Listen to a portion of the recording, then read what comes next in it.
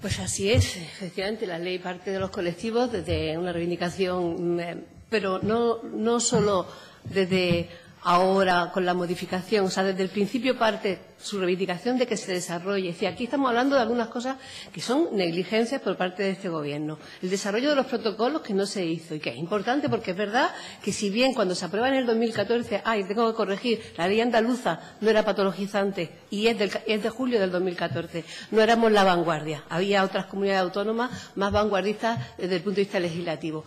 Pero bueno, son meses de diferencia, no pasa nada, yo sé que se hizo con toda la mejor intención del mundo y que es que hay problemas de conocimiento de por dónde van las cosas y hasta la gente propia pensaban que no iba a haber otra salida y así me lo han comunicado diferentes personas de distintos colectivos que cuando aceptaron tener que pasar por la premisa del psicólogo para que les declarase aptos o no para hacerse el tránsito, entendían que si esa era la única manera, pues la aceptaban, porque lo que querían era poder hacer las transiciones de la manera más fácil posible. Bien, se da un paso, evolucionan, enseguida empieza a haber legislaciones en otros países y en el propio Estado español, como la andaluza, que son despatologizantes y ya se va en esa línea. Lo que acaba de aprobar la Organización Mundial de la Salud ha sido en este año, en julio, y ya desde mucho antes se estaba en que esta ley no cumplía las expectativas.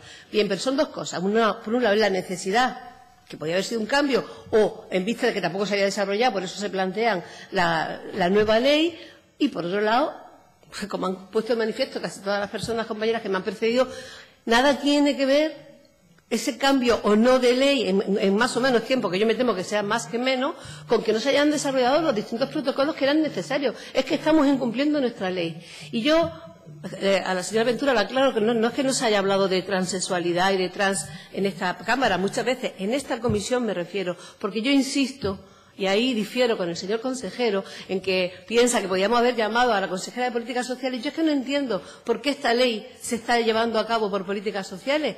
Tenemos una diferencia de criterio. Para mí es una igualdad de derechos y para mí debería estar dentro de esta consejería como estuvo la ley de igualdad entre mujeres y hombres dentro de esta consejería. Posiblemente no tengamos los mismos criterios y de hecho para mí, porque las personas trans no tienen por qué ser un colectivo específico más susceptible de políticas sociales que otro, porque si no las mujeres como colectivo discriminado también deberíamos de estar en políticas sociales y de hecho lo sacamos. No, somos personas discriminadas por la historia, por la sociedad, pero eso no nos diferencia, no somos nadie con una característica especial. De hecho, en una sociedad libre e igualitaria no tendríamos ese tipo de problemas. Se trata de corregir eso. Bien, agradezco mucho la intervención de la compañera del Partido Popular, que me ha quitado una parte de la mía, en concreto la citación del artículo 1 y su incumplimiento, y por tanto, para no repetir, pero sí, y quiero recalcar y que quede claro, voy a leer el artículo 2 porque vuelve a decir, no, el artículo 4, perdón, y es por lo que reivindico que esto se trate en esta comisión. Todas las personas nacen libres e iguales en dignidad y derechos, con independencia de sus orientaciones sexuales e identidad de género. Ninguna persona podrá ser objeto de discriminación, penalización o castigo por motivo de su orientación sexual o identidad de género. En particular, se prohíbe expresamente el uso del sistema canario de salud de terapia aversiva sobre personas transexuales y de cualquier otro procedimiento que suponga un intento de anulación de la personalidad de la persona transexual, cualquier otra vejación o proporcionarle un trato discriminatorio, humillante o catente contra su dignidad personal. ¿Qué parte de todo esto tiene que ver con políticas sociales o con derechos humanos, que es de lo que estamos hablando? Los derechos y prestaciones, el artículo 3, o sea, el apartado 3 del artículo 4. Los derechos y prestaciones establecidos por la presente ley, en virtud del principio de no discriminación por motivos de identidad de género, vinculan a todos los poderes públicos canarios y, dependiendo de la naturaleza de cada derecho, a los particulares, debiendo ser interpretados en el sentido más favorable a su plena efectividad. Todo esto no lo hemos hecho, pero bueno, no voy a insistir más en ello, voy a explicar por qué sigue siendo necesario.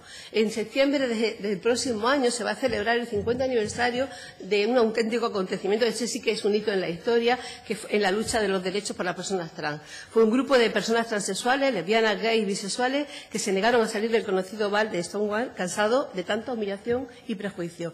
Desde entonces crecen en todo el mundo las conocidas raíces del movimiento LGTBI por la igualdad real, independientemente de la diversidad o forma de amar que existan.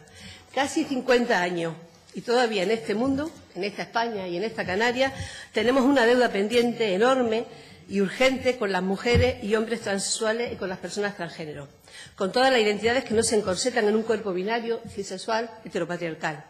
En medio siglo, todas las sociedades democráticas hemos visto cómo el concepto de igualdad real se ha ido ampliando para dar entrada a más realidades, más personas, en definitiva, para hacer honor a su nombre.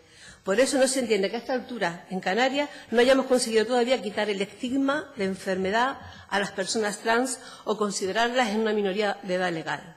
No es posible la igualdad social, legal, real, con quienes no reconocemos su legítimo y natural derecho de ser, sin que medie para ello ningún cuestionamiento, certificado o aval.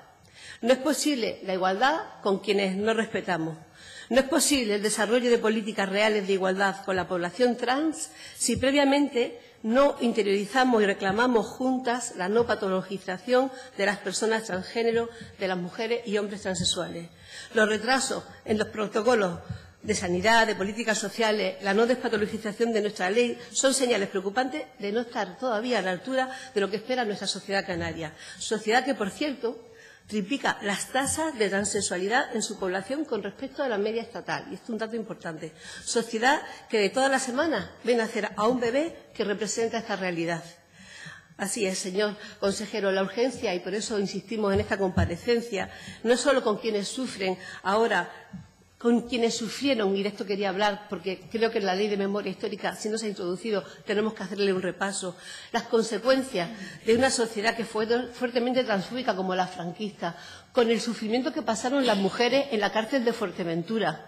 Las mujeres trans fueron especialmente castigadas, vulneradas, humilladas, abusadas, y hoy todavía hay algunas de ellas que están vivas y no le hemos hecho la reparación que se merecen y siguen estando, viviendo en los barrios de mala manera para buscarse la vida, para poder comer, haciendo cosas que ni siquiera quiero hablar aquí, pero auténticamente desagradables. Mujeres que hoy día tienen 80 años y que siguen sin estar protegidas, a las cuales no le hemos pedido perdón, a las cuales castigamos en cárceles por ser mujeres que nacieron con un pene en vez de con una vulva.